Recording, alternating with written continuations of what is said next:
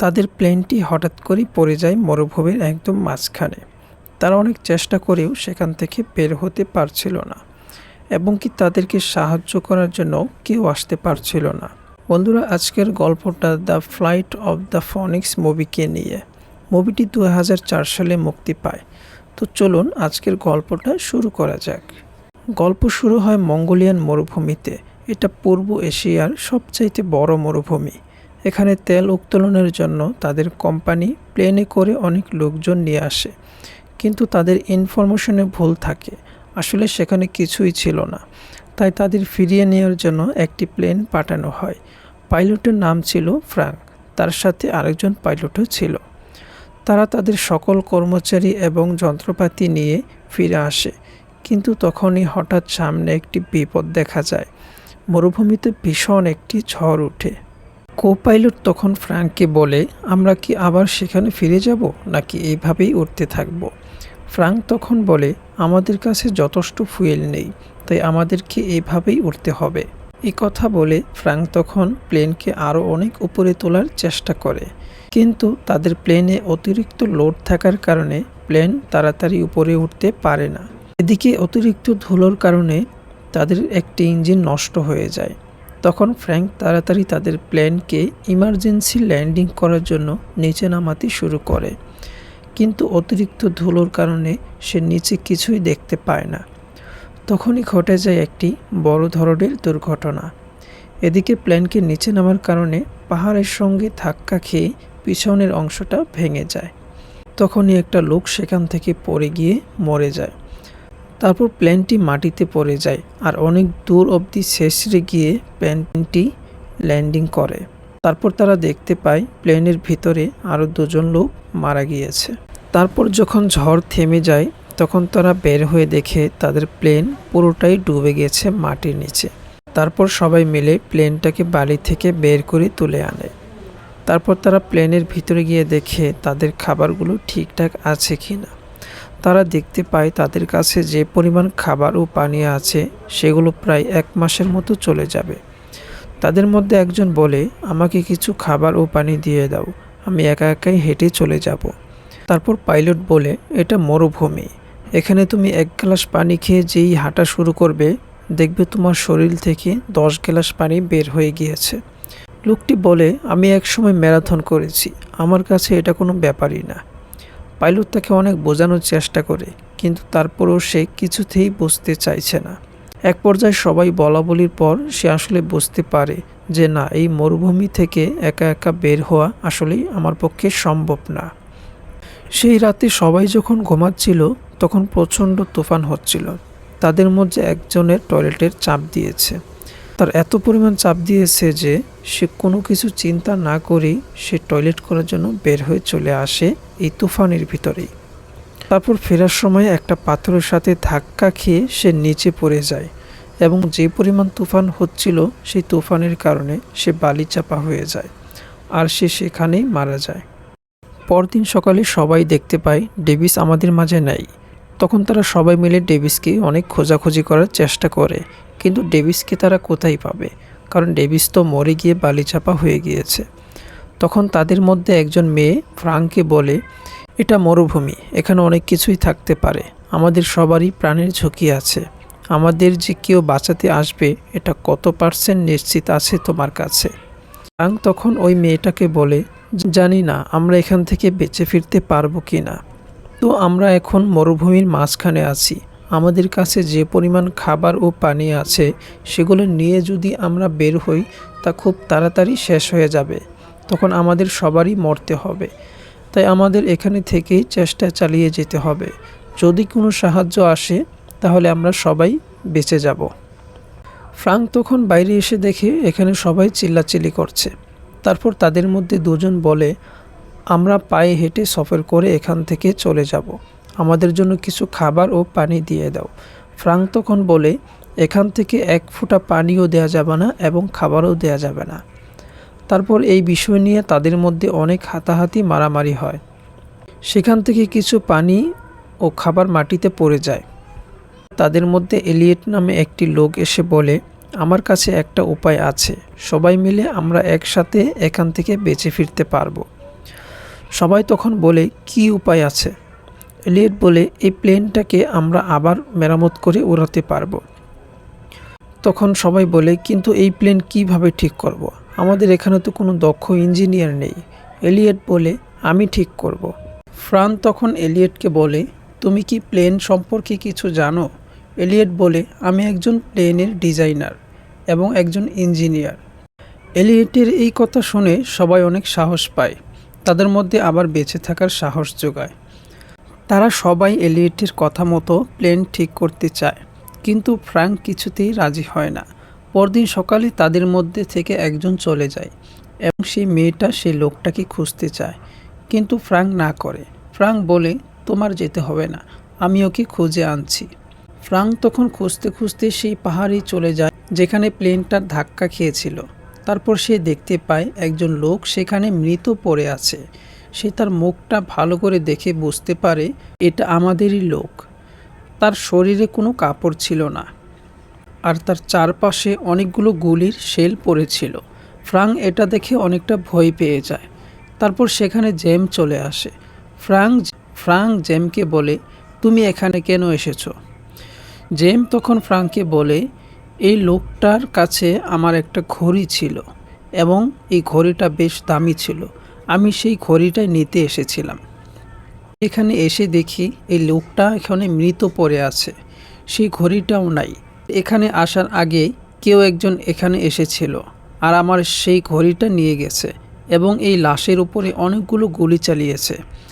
Jam তখন ফ্র্যাঙ্ককে বলে আমাদের সেই প্লেন কি আবার ঠিক করা যাবে? ফ্র্যাঙ্ক তখন বলে না, এখন আমাদের তাদের মিথ্যা আশ্বাস দিয়ে বাঁচিয়ে রাখতে হবে।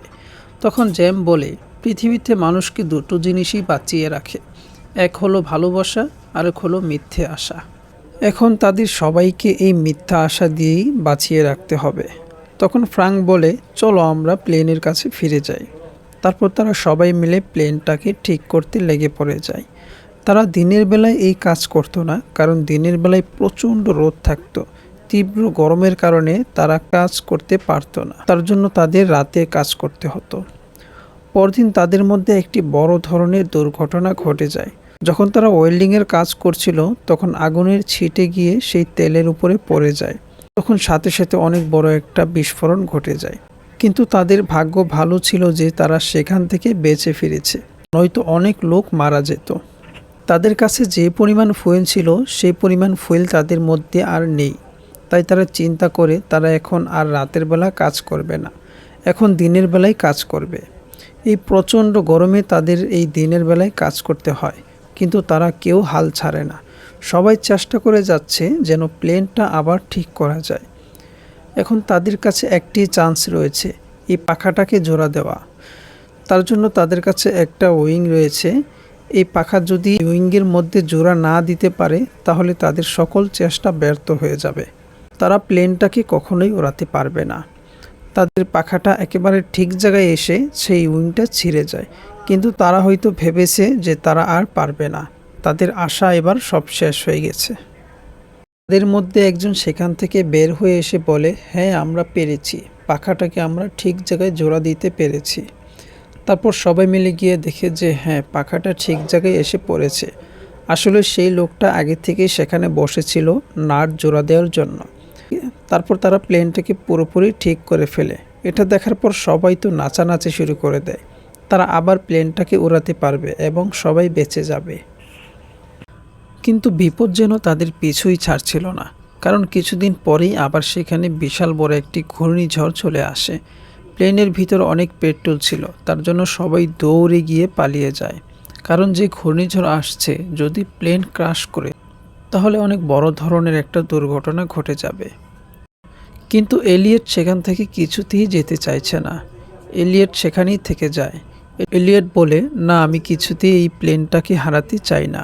কিন্তু তখনই এলিয়টের উপর বজ্রপাত আঘাত করে। ফ্র্যাঙ্ক তখন এলিয়টকে ধাক্কা দিয়ে সেখান থেকে সরিয়ে দেয়, কারণ ফ্র্যাঙ্ক জানে এলিয়ট ছাড়া এই প্লেন আর কেউ ঠিক করতে পারবে না। একদিন রাতে তারা দেখতে পায় তাদের থেকে প্রায় অনেকটা দূরে কিছু লোক তাঁবু টানিয়ে বসবাস করছে। তারা আসলে অস্ত্র চোরাচালানকারী, তারা অস্ত্র পাচার করে। তারা এই মরুভূমির রাস্তা দিয়ে অস্ত্র এক দেশ থেকে আরেক দেশে পাচার করে। ফ্রাঙ্ক তখন বলে, যাই হোক, ভালো হলো তাদের কাছে আমরা কিছু পানির সাহায্য চাইতে পারি। এলিয়ট তখন বলে, না, তুমি তাদের কাছে যেও না, কারণ তাদেরকে আমরা চিনি না, আমাদের শত্রুও হতে পারে। তাদের মধ্যে একজন ওই লোকগুলোর কাছে যায়। তারপর ফ্রাঙ্ক আর তার বাকি সাথীগুলোকে নিয়ে একটি পাথরের পিছনে লুকিয়ে পড়ে, যেন কোনো বিপদ আসলে তাদের উপরে ঝাঁপিয়ে পড়তে পারে। তারাও তাদের উপরে গুলি করা শুরু করে। অস্ত্র চোরাচালানকারীরা সবাই মরে যায়। তাদের মধ্যে শুধু একজন সেখান থেকে পালিয়ে যায় আর একজনকে ধরে নিয়ে আসে। তারা চাইলেও তাকে মারতে পারত, কিন্তু মারে না, তাকে বাঁচিয়ে রাখে। তারপর তারা তাকে তাদের প্লেনের কাছে নিয়ে যায়। তারপর সবাই বলতে থাকে, কেন তোমরা ওকে বাঁচিয়ে রেখেছ? ওকে মেরে ফেলো, কারণ ও আমাদের সাথীকে মেরে ফেলেছে। তখন এলিয়ট পিস্তল হাতে নিয়ে ওকে সাথে সাথে মেরে ফেলে। তারপর এলিয়ট ও ফ্রাঙ্কের মাঝে ঝগড়া শুরু হয়ে যায়। এলিয়ট তখন ফ্রাঙ্ককে বলে, তুমি এই প্লেনের পাইলট, তোমার জন্যই আজ আমরা সবাই বিপদে পড়েছি। ফ্রাঙ্ক হঠাৎ করে এলিয়টকে একটি ঘুষি মেরে বসে পড়ে। এলিয়ট তখন সাথে সাথেই মাটিতে পড়ে যায়। এই ঘটনার পর এলিয়ট তখন বলে, আমি আর এই প্লেন বানাবো না, তোমরা যা খুশি করো, আমাকে এখানে আর ডেকো না। একাই 10 জনের কাজ করি, আর তোমরা বসে বসে আরাম করো, আর তারপরও তোমরা আমাকে মারলে। কেলি এসে এলিয়নকে অনুরোধ করে সে যেন প্লেনকে মেরামত করতে সাহায্য করে। এলিয়ট তখন বলে, যদি সবাই মিলে আমার কাছে এসে অনুরোধ করে তবেই আমি এই প্লেন উড়াতে সাহায্য করব। তখন সবাই এলিয়টের কাছে এসে ক্ষমা চায় এবং প্লেনকে মেরামত করার জন্য সাহায্য করতে বলে। আবার সবাই মিলে প্লেনকে মেরামত করার জন্য লেগে পড়ে। একদিন তারা দেখতে পায় যে চোরাচালানকারী একজন পালিয়ে গিয়েছিল। সে একজন তার সাথীকে নিয়ে এসে সেখানে দাঁড়িয়ে আছে, কারণ তারা যে অস্ত্রগুলো নিয়ে গিয়েছিল সেই অস্ত্রগুলো এদের কাছে রয়ে গেছে। কিন্তু তারা সেখানেই দাঁড়িয়ে থাকে, এদিকে আসে না, কারণ তাদের কাছে পানি বেশি নাই, আবার বেশি খাবারও নেই। তাই তারা কিছুদিন পর এমনিই ভেঙে পড়ে যাবে। তখন তারা আক্রমণ শুরু করবে। তাদের প্লেনও পুরোপুরি ঠিক হয়ে যায়। তারপর তারা ফ্র্যাঙ্ক ও এলিয়টের ব্যাগের কাছে এসে একটা ম্যাগাজিনের বই দেখতে পায়। সেখানে অনেকগুলো মডেলের প্লেন দেওয়া আছে, যেগুলো দেখে এলিয়ট প্লেন তৈরি করত। এলিয়ট আসলে বাচ্চাদের প্লেন তৈরি করত। যে প্লেনগুলো তৈরি করত সেগুলো উড়ত, কিন্তু এত বড় প্লেন সে কখনো বানায়নি।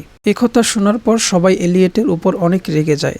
হ্যাঁ, তুমি আমাদের এতদিন মিথ্যা কথা বলেছ, শুধু শুধু আমাদেরকে তুমি এতদিন পরিশ্রম করিয়েছ। তারপর ইয়াং তার মাথার উপর পিস্তল থেকে বলে, আমাদের সাথে এতদিন মিথ্যা কথা কেন বলিয়েছ? আমরা জানি তুমি বাচ্চাদের প্লেন তৈরি করো, এই প্লেন কখনোই উড়বে না। এলিয়ট তখন ইয়াংকে বলে, আমার বিশ্বাস এই প্লেন উড়বে, তোমরা আমার কথা বিশ্বাস করো। তখন ফ্রাঙ্ক ইয়াংকে থামিয়ে দেয়, আর তখনই তুফান আসতে শুরু করে। সেই তুফানের বাতাসে তাদের প্লেন হালকা হালকা উড়তে শুরু করে। এটা দেখে সবাই অনেক খুশি হয়, তাদের প্লেন আবার আকাশে উড়বে। কিন্তু বিপদ যেন তাদের পিছুই ছাড়ছে না। আবার সেই মরুভূমিতে ঝড় ওঠে, তাদের প্লেন বালির নিচে চাপা পড়ে যায়। তারপর আবার সবাই মিলে দড়ি দিয়ে টেনে প্লেনকে বালি থেকে তুলে আনে।